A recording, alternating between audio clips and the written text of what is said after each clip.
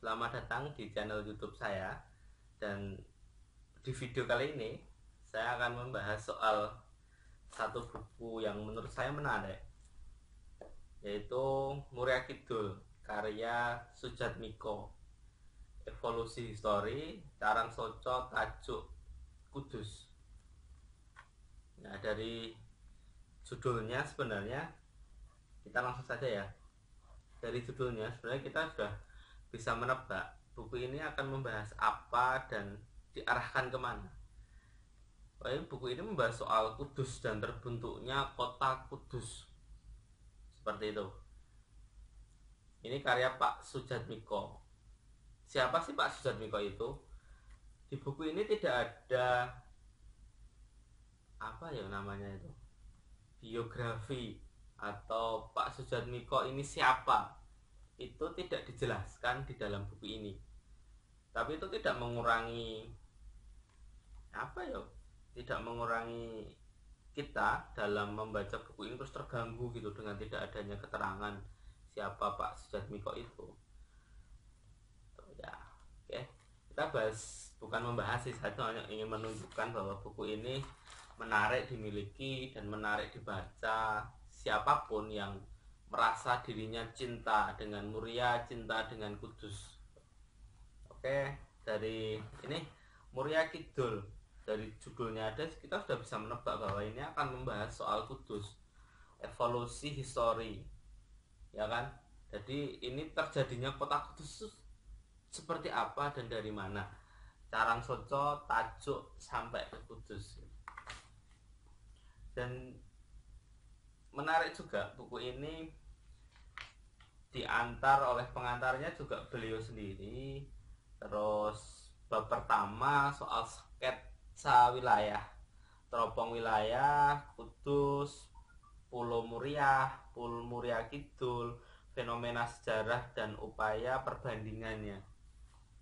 Menarik kan? Di bab pertama ini beliau mencoba merasuki pikiran kita bahwa sket wilayah itu perlu gitu untuk menggiring pembaca mencapai sejarah Kudus yang utuh. Oke, bab 2 ini udah mulai mengalir alur masyarakat Muria Kidul.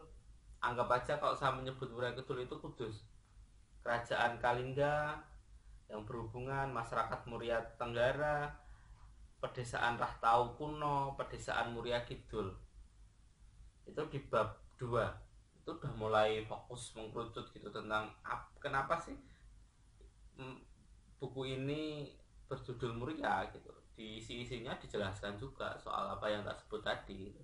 Di bab 3 kita akan melihat utuh isi buku ini, karena di bab 3 itu step by step, 3 step itu dijelaskan secara detail.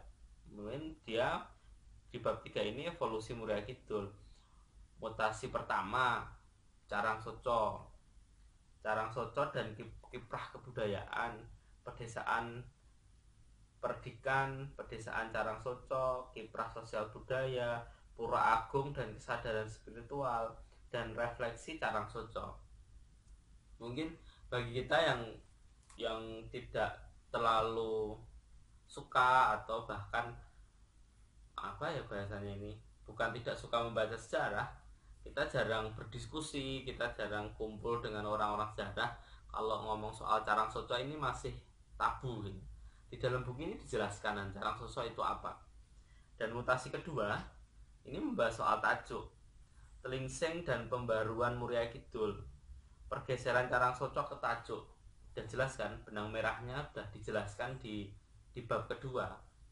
Setelah Carang Soco itu akhirnya menjadilah tajuk itu, dan ada satu sosok dalam mutasi kedua ini disebut bahwa Telingsing gitu. Siapa sih Telingsing?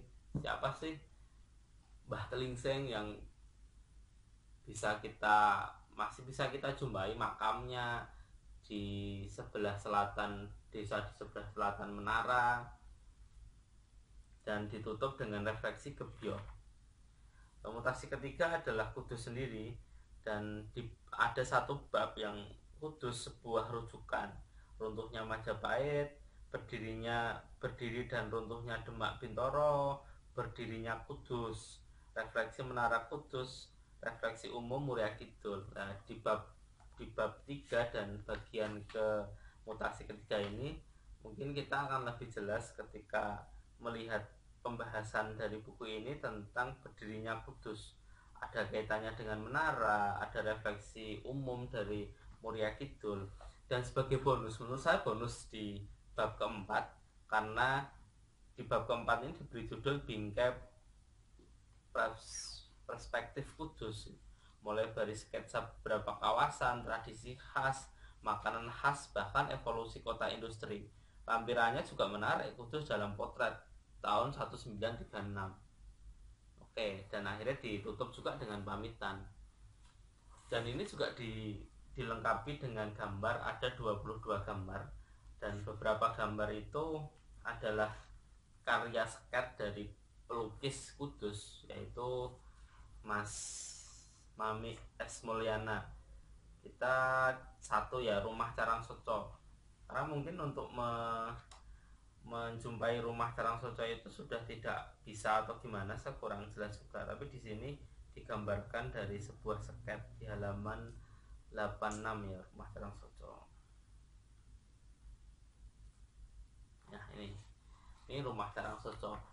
Di sini sudah dikasih keterangan Rumah Carang Soco, gambar rekaan dari ilustrasi Mami S. Mulyana. Jadi gambar ini direka dari penulis yang dituangkan menjadi energi gambar oleh si penulis yang mencoba menceritakan ke pelukis, akhirnya menjadi gambar inilah Rumah Carang Soco. Seperti apa sih Rumah Carang Soco?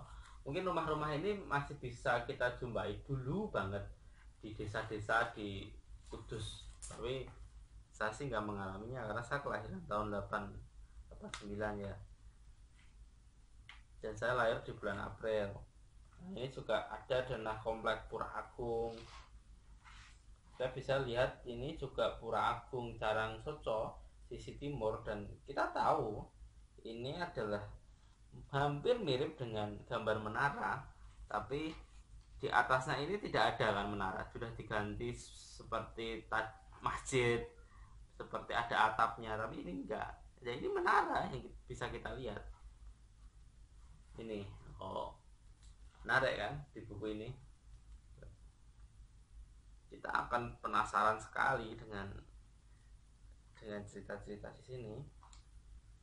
Yang lain di gambar-gambar itu foto-foto, karena mungkin buku ini fotokopian ya, jadi beberapa gambar nggak jelas. Kalau dari foto mungkin fotonya berwarna dan difotokopi, kalau sket pasti masih jelas. Seperti itu mungkin pembahasan saya tentang buku ini, sekilas saja sih, nggak detail sampai isinya gimana. Saya nggak berani mengkritik atau seperti apa, yang penting saya menginformasikan bahwa ada buku bagus yang bisa kita miliki, bisa kita baca sebagai referensi dan menambah daya imajinasi kita, dan kita bisa membedakan batas-batas imajiner yang ada di Kudus seperti apa. Oke, menurut saya buku ini menarik untuk dimiliki, Muria Kidul Evolusi Histori Carang Soco, Tajuk dan Kudus, karya Pak Sujatmiko. Oke, terima kasih, sampai ketemu di video selanjutnya. Jangan lupa diikuti dan dibunyikan loncengnya, biar ketika saya mengupload atau mengunggah beberapa video, kalian bisa mendapat notifikasi. Oke, salam clipping, salam dari masa lalu.